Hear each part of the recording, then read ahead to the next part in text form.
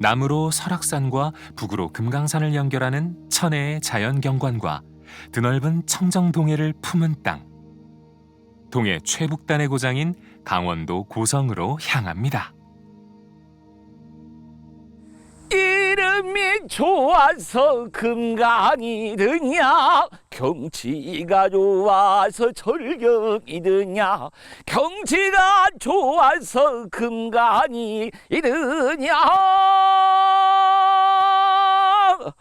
자, 아는 만큼 보인다. 전국 방방곡곡 사찰 속에 숨겨져 있는 이야기를 찾아 떠나는 절 따라 전설 따라. 저는 국악인 남상일입니다. 반갑습니다.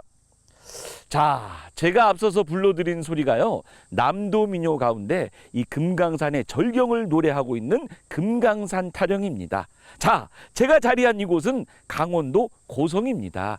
이곳을 통해서 이 금강산을 갈 수 있다 하는데요, 제가 찾아갈 이곳은요, 뒤에 보이는 사명대사와 연관이 또 있고요, 고성 8경 중에 제1격으로 꼽히는 절경 중에 절경이라고 합니다. 오늘은 또 어떤 사찰을 만나게 되고 어떤 이야기를 만나게 될지 벌써부터 기대가 되는데요, 저와 함께 떠나볼까요? 경치가 좋아서 금강이 이르냐, 절 따라 전설 따라 떠나보세. 좋다.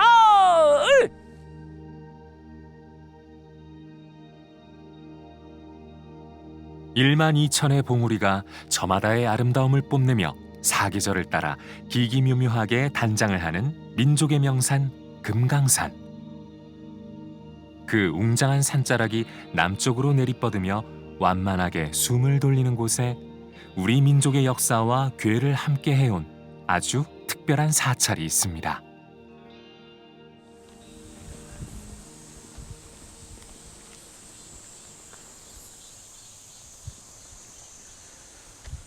자, 민족의 영산 금강산으로 가는 길목에 자리한 천년고찰 건봉사 앞에 섰습니다.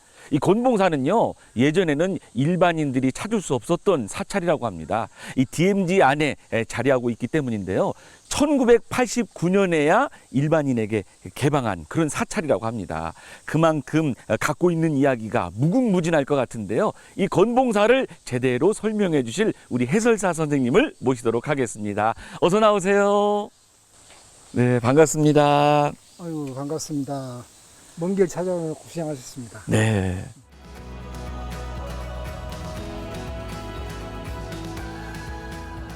이 건봉사가 군사 경계선에 있다 보니까 그만큼 예전에는 이 전쟁의 상흔이 많이 남아 있었을 것 같은 그런 생각이 들거든요. 네, 이곳은, 이 건봉사는 6.25 전쟁 당시에 아주 치열했던 격전지였습니다. 네. 그러다 보니까 무려 16차례 남과 북의 주인이 바뀌게 되면서 건봉사가 이렇게 이제 지금까지 이루고 있는데요, 유일하게 전쟁의 포화를 피해갔던 것이 바로 이 부림은 하나밖에 없습니다. 나머지는 완전히 불타버렸는데요, 아마 그래서 바로 옆에 있는 팽나무가, 저 팽나무가 이 부림을 지켰다는 그러한 전설이 깃들 정도로 그 팽나무를 건봉사에서도 신성시하고 있는데요, 이 팽나무와 부리문이 유일하게 남아 있었다라고 보시면 될 것 같습니다. 네, 그만큼 이 팽나무와 부리문이 이 건봉사의 역사를 말해준다라고 봐도 될 것 같은데, 좀 특이합니다. 이 4개의 돌 기둥이 중심을 딱 잡아주고 있는데요, 이 부리문 어떤 문인가요? 본래 부리문이라고 하는 것은 본래 둘이 아니고 본래가 하나라는 뜻에서 의미에서 불이라는 표현을 쓰기도 해요. 네. 본래는 이 부리문 앞에가 사천왕은 있었을 것이고 일중은 있었을 것입니다. 그런데 그러한 것들은 언젠가 서서히 사라져버리고 건봉사의 모든 출입문은 바로 이 부리문이 대신하고 있다고 보시면 되겠습니다. 이 부리문과 팽나무, 예사스럽지 않은 그런 고귀한 모습으로 서 있습니다. 그러면 본격적으로 건봉사 한번 들어가 볼까요? 네, 그러시죠. 네.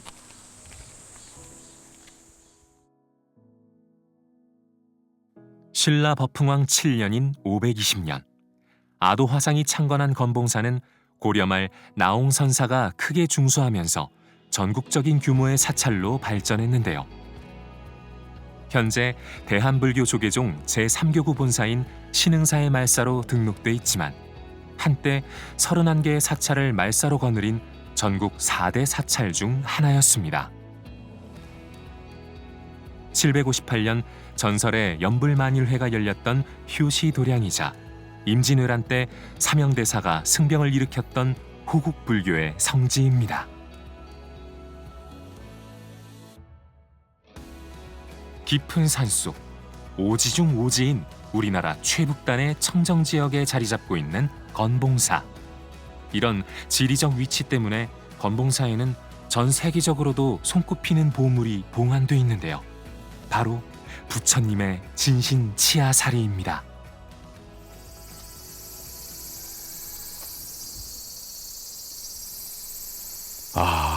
선생님, 저희가 절따라 전설따라에서 용연사 그리고 정암사 이 정멸보궁을 다녀왔는데요. 이 부처님의 치아 진신사리가 모셔진 곳은 처음입니다.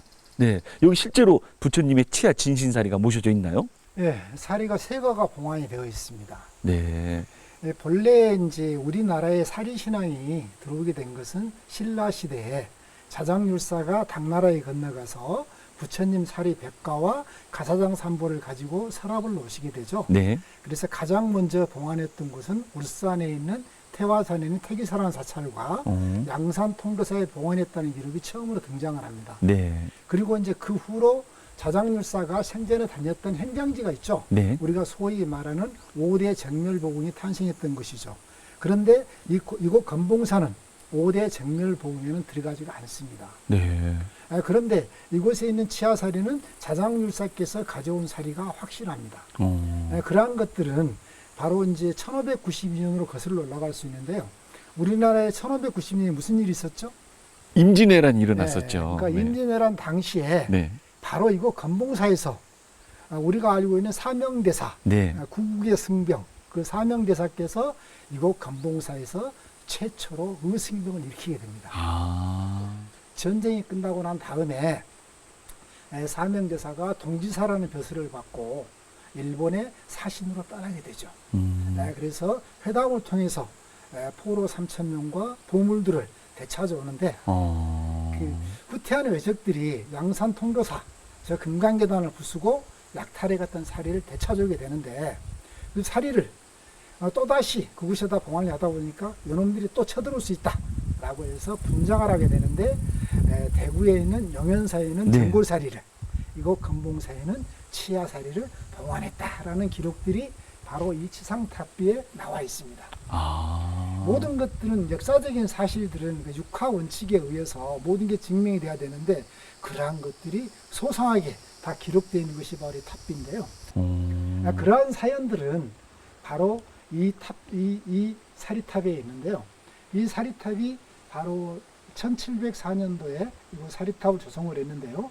이 사리탑을 바로 이제 이곳에서 제가 아까 이야기했었죠. 6.25라는 네. 아픔을 겪게 되고 그 아픔 속에서 또다시 40년이라는 긴 세월 동안 민간이 출입 통제소에는 묶여버리게 됩니다. 그러다 보니까 민간이 들어올 수가 없던 곳이었는데 뭐 사찰 복원단이라는 이름으로 네. 도굴꾼들이 들어와가지고 이 사리탑의 뚜껑을 열고 사리를 훔쳐 달아났던 것이죠.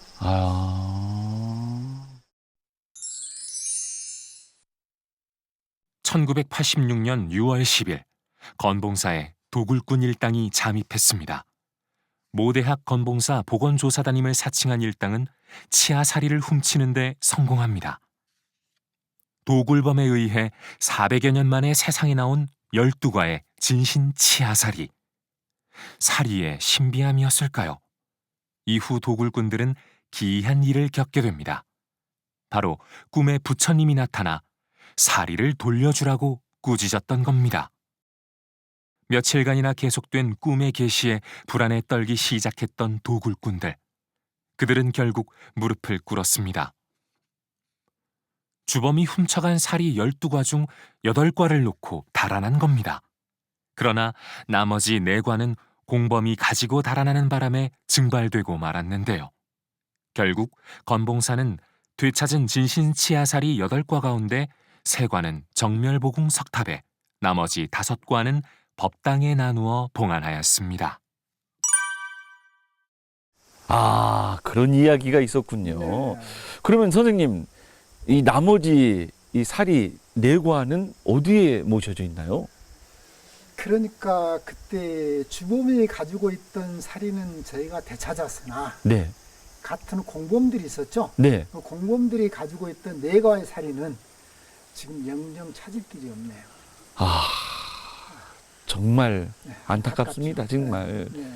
함부로 우리 부처님의 이 사리를 꺼낸다는 것도 있을 수 없는 일이거니와 그걸 이렇게 아유 이게 무슨 뭐 아유 뭐 물건입니까? 그렇게 말입니다. 참 정말 이 무지에서 오는 이런 것 때문에 영영 우리가 못 본다는 게 정말 아쉬울 따름이네요. 네, 그렇습니다. 이게 영영 이제 그 사리의 내과의 행방을 저희가 알 수가 없고 그래서 그 찾을 길만 있다면 언제든지 다시 감봉사로 되돌아오시고 한다면 다시 이곳에 이렇게 모셨으면 하는 저희들의 바람을 이야기해 봅니다. 정멸보궁을 뒤로 하고 건봉사에서의 본격적인 여정을 시작하는데요. 가장 먼저 만나는 것은 무지개 모양의 홍교인 능파교입니다. 속세의 파도를 헤치고 해탈의 부처님 세계로 간다는 의미를 지닌 능파교는 1707년에 축성됐다고 하는데요. 조선시대 돌다리의 조형미를 잘 보여주는 덕분에 보물 제1336호로 지정되기도 했습니다. 능파교를 건너자마자 보이는 전각은 봉서루입니다. 그 예전에는 제가 듣기로는 6.25 전에 31본산 중에 한 곳이었다. 그만큼 이 사세가 어마어마했다 하는 얘기 같은데요. 예전에 뭐 그 모습을 찾아볼 수는 없지만 그래도 봉수루에 와서 보니까 참 굉장한 사찰이었구나, 고찰이었구나 하는 그런 생각이 듭니다. 네, 이거 건봉사는 조선시대에 들어서서 조선의 세조가 이거 건봉사를 다녀가면서 건봉사를 왕실의 원당 사찰로 지정하게 되죠. 네, 그래서 그 이후에 조선 성종 때 건봉사에 땅을 주게 되는데 건봉사에서 사왕신리는 건봉사 땅으로 주고 그 다음에 바다에 미역을 채취하는 채각선을 주기도 하고 염정권을 부여하게 됐습니다. 와, 그런데 그보다 더 중요한 게 하나가 있었어요. 뭘까요? 그게 바로 건봉사의 승려는 부역을 면제한다. 오. 그러니까 조선이라는 나라에서 그게 가장 큰 이슈였던 것 같아요. 그래서 뜻이 있거나 공부를 하고자 하는 스님들이 이곳 건봉사로 하나 둘 모여들기 시작하죠. 그러다 보니까 조선이라는 나라의 정책에서 좀 아이러니하게 건봉사는 사실을 크게 확장을 하게 되죠. 그러다 보니 조선 중기가 되니까 무려 건봉사의 가람이 3183칸. 이야. 그러니까 이 기둥과 기둥 사이를 한 칸이라고 한다면 요즘으로 친다면 20평짜리 건물이 대략 600집 가는 숫자라고 보시면 되겠죠.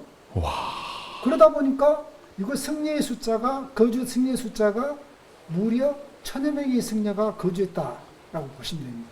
그러니까 대단한 거죠. 그러네. 조선이라는 나라에서. 그러네요. 억불숭유의 그 조선에서. 네, 억불승유 정책에서 그만큼 그러면서 건봉사가 하나의 위대한 전환기가 탄생하게 됐다는 이야기죠. 바로 사명대사죠. 네. 아까도 말했지만 사명대사가 최초의 의승병을 일으켰던 곳이 바로 이거 건봉사라는 이야기죠. 바로 건봉사 대웅전 뜰락에서 이 조선을 구할 이제 모든 승려들은 다 나를 따르라 하고 외쳤을 때 네. 이곳에 하룻밤 사이에 700여 명의 순군이 모집했다라는 그런 우리 건봉사 사적지의 내용만 보더라도 건봉사의 위세가 얼마나 크는지 알 수 있고요. 옛 명성에 비해 건봉사의 사세는 크게 기울었지만 건봉사만의 특별함은 변함이 없는데요. 대표적인 것 중에 하나가 정멸보궁과 대웅전이 함께 있는 유일한 사찰이라는 점입니다. 이 아까 말씀하신 것처럼 정멸보궁이 있는 곳에는 그 대웅전이 자리하지 않는 걸로 제가 알고 있는데 여기는 다르게 진짜 이렇게 대웅전이 있네요. 그렇죠. 그러니까 이제 건봉사의 특징이 사실은 건봉사는 연불도량입니다. 연불사찰. 네. 그래서 극락전이 따로 있고요. 극락전과 대웅전이 있는데 이러한 것들을 이제 선교 양중의 본산이라고 표현을 하죠. 네, 그래서 선종과 교종이 함께하는 곳은 이러한 형태로 이제 그 정각의 이름을 정하기도 하죠. 네, 그래서 지금 이곳 대웅전 같은 경우는 석가모니 부처님이 주불이잖아요. 네. 그래서 좌우 협시보살이 보현보살과 문수보살이 계시는 곳이죠. 네. 자, 정말 이 사세가 뭐 예전과는 다르지만 그래도 이 큰 사찰이었다라는 것을 이 대웅전을 통해서 다시 한번 확인하는 기회가 되네요. 그렇죠, 그렇죠. 네. 다른 사찰과 달리 건봉사는 이렇게 손쉽게 복원이 돼가고 있는 것 같습니다. 네. 우리가 알고 있는 그 황룡사라든지 그런 그 거대한 대찰들이 하나도 주춧돌만 나와니까 복원을 못 하고 있잖아요. 그렇죠. 그런데 건봉사는 어느 순간에 벌써 3분의 1이란 3분의 1이 복원될 만큼 뭐 대단한 위세를 자랑하고 있는데요. 언젠가는 건봉사가 그 이상이 찾는 날이 곧 올 것 같습니다. 전쟁으로 주춧돌만 남아있던 건봉사가 1500년의 명맥을 이어갈 수 있었던 원동력은 무엇이었을까요? 많은 사람들은 만일 연불원에 봉안된 이것을 첫손에 꼽는데 주저하지 않는다고 하는데요. 바로 전 세계적으로도 불과 15거만 존재하는 귀한 보물 부처님 진신 치아사리입니다. 아까 저희가 이 정멸복음에서 봤던 그 사리탑 안에 모셔진 부처님의 사리는 3과, 네. 그리고 여기에 모셔진 사리는 5과. 실제로 우리가 이게 눈으로 지금 볼 수 있잖아요. 그렇습니다. 야, 이 무한한 영광입니다. 그러게 말이에요. 그런데 이제 이렇게 사리라고 하는 것은요. 그러니까 석가모니 몸에서 나온 사리를 진신사리라고 하고요. 네. 그다음에 부처님께서 생전에 가지고 지니고 다니셨던 책이나 옷이나 그 보석 같은 경우를 법신사리라고 하죠. 네. 그리고 승사리가 있어요. 네. 그런데 승사리를 모시는 것을 우리는 부도라고 하고 부처님의 사리를 모시는 것을 탑이라고 해요. 그래서 탑과 부도가 거기에서 나뉘는 거죠. 네. 우리가 언제 저렇게 부처님의 치아 진신사리를 친견할 수 있겠습니까? 진짜 이 절따라 전설따라 시청하시는 여러분들도 큰 행운이자 복 받으신 거라고 저는 생각을 하는데요. 진짜 무한한 환희심이 느껴집니다. 그러니까 말이에요. 건봉사 같은 경우는 특이하게도 이렇게 감춰져 있던 그 사리탑에 모시던 사리가 네. 도굴꾼에 의해서 세상 속에 나타나게 되고 세상 속에 나타났던 사리에 이 부처님의 사리의 힘으로 건봉사가 복원을 했다는 사실이 더 중요한 것이죠. 그래서 석가모니 부처님의 사리를 이렇게 친견할 수 있는 친견장을 만들어서 많은 분들에게 부처님의 가피가 온 누리에 퍼져나가도록 하고자 하는 것이 우리 건봉사의 생각이었던 것이죠. 네, 진짜 만 중생에게 네. 이 부처님의 지혜 광명의 빛이 이 진신사리로 인해서 네. 더 빛나기를 바라보고 또 진짜 이 절따라 전설따라 하면서 오늘처럼 이렇게 기쁜 마음이 든 적이 있었던가 할 정도로 물론 뭐 매회 기쁜 마음으로 즐거운 그렇죠. 마음으로 합니다만 오늘처럼 이렇게 또 환희심이 나는 적이 없었던 것 같다는 생각이 듭니다. 아, 정말 그렇죠. 멋지네요. 폐허가 된 건봉사가 본격적인 중건을 시작한 때는 1994년부터입니다. 철저한 고증을 거쳐 옛 모습을 재현하고 있다는데요. 극락전도 그중 하나입니다.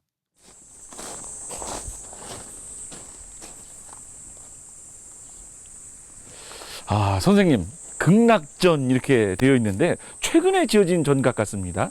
네, 이거 금년 4월 3일 날 이제 그 봉안식을 거행했던 곳이에요. 네. 이렇게 지금 이 건물 크기가 제법 크죠. 네.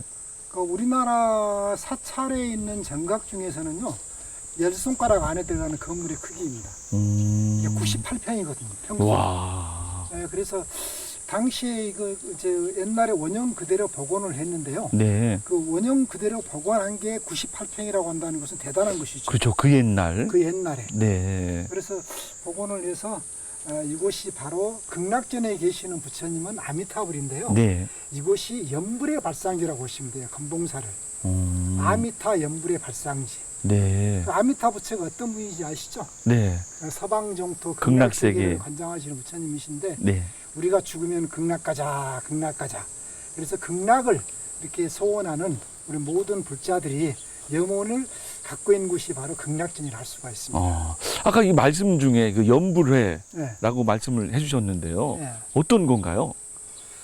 우리 건봉사에서 이제 만일 연불이라고 해서 네. 연불 만일회를 저희가 거행하게 되는데요.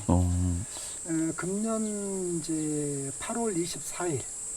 그러니까 말 그대로 그날이 바로 병년 7월 17일 날 이제 31분의 스님이 한나 단시에 등공했던 날이거든요.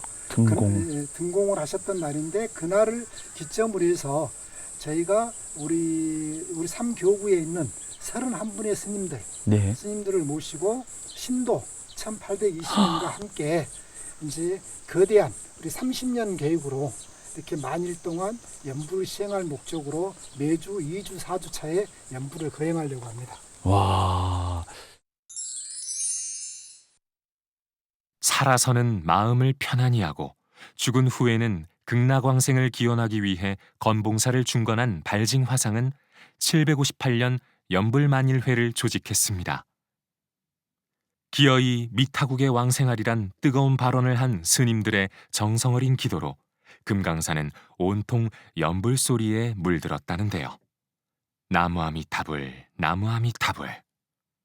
그리고 29년이 지난 787년 7월 17일 아미타 부처님이 관세음보살, 대세지보살과 함께 나타나시어 크게 칭찬하시고는 수행승 30일인을 극락세계로 이끌었습니다. 이에 신도 1820인이 크게 기뻐하고 경사스러워하며 1300여 번의 절을 했다는데요. 아미타 부처님은 신도 930인 또한 극락세계로 이끌었습니다. 그 후 두 번 더 아미타 부처님께서 나타나시어 18인과 30인을 극락으로 이끄셨고 발징화상은 나머지 859인은 부처님 수기를 입고 다시 태어나 세상을 제도하라는 말씀을 전하셨다고 합니다.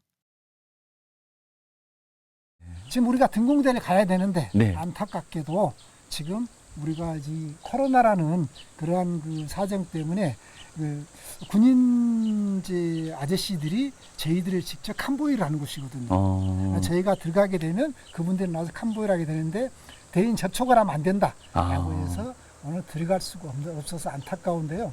이곳으로부터 1.2km 떨어져 있는 민통선 안에가 있습니다. 아, 민통선 안에 네, 등공대가. 그래서 허가를 받아야만 들어갈 수가 있어서 오늘 같이 갈 수 없어서 너무 안타깝고요. 그래서 그곳에다가 육신을 내려놓고 정신의 세계는 아미타의 세계로 갔다라고 해서 그곳을 찾아가는 성지순례 코스가 있는데요. 그래서 우리 건봉사에서도 그렇다면 옛날 그대로의 모습을 우리는 찾아가 보자라고 해서 그분들이 그 스님들이 회양하셨던 네. 7월 17일 그래서 금년 8월 24일이 음력으로 7월 17일이거든요. 네. 그날 우리가 만일 연불을 시작하겠다는 것이죠. 그래서 그렇게 연불이 계속 건봉사는 이어져 왔어요. 나라에 큰 일이 있거나 아니면 건봉사가 큰 산불로 해서 큰 그 재산의 손해를 봤을 때도 만일 연불을 시작을 해서 또 다시 자리를 잡아왔고요. 그래서 이번에 우리가 만일 연불을 시작하게 된 계기가 벌써 제7차 연불 만일회가 시작되는 것이죠. 진짜 이 방송 보시는 분들 많이 이 건봉사 찾아오셔서 이 부처님의 값이 많이 듬뿍 받아가셨으면 하는 그런 바람이고요. 오늘 선생님 덕분에 이 건봉사에 대해서 제대로 확실하게 아는 소중한 기회가 된 것 같습니다. 오늘 귀한 자리 함께 해주셔서 대단히 고맙습니다. 감사합니다. 네, 과찬의 말씀이십니다. 감사합니다. 네, 성불하십시오. 27년 5개월이라는 시간 동안 이어지는 기도, 연불만일회. 758년에 시작된 전통은 2021년 현재까지 계속되고 있습니다. 신라 때 창건된 천년 고찰이자 연불 만일회가 열렸고요.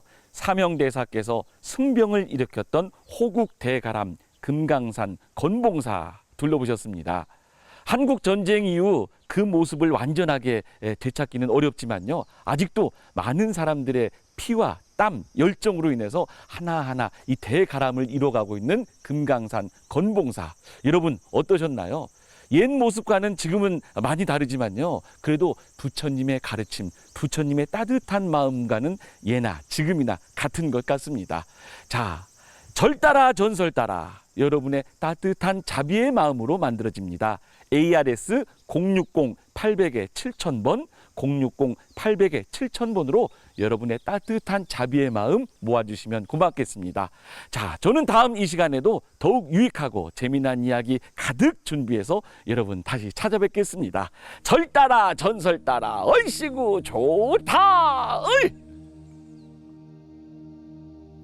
한때 3,000칸이 넘는 대가람이었던 금강산 건봉사. 비록 옛 모습은 역사 속으로 사라졌지만 1500년의 장엄한 역사와 전통은 면면이 이어지며 찬란하게 빛나고 있습니다.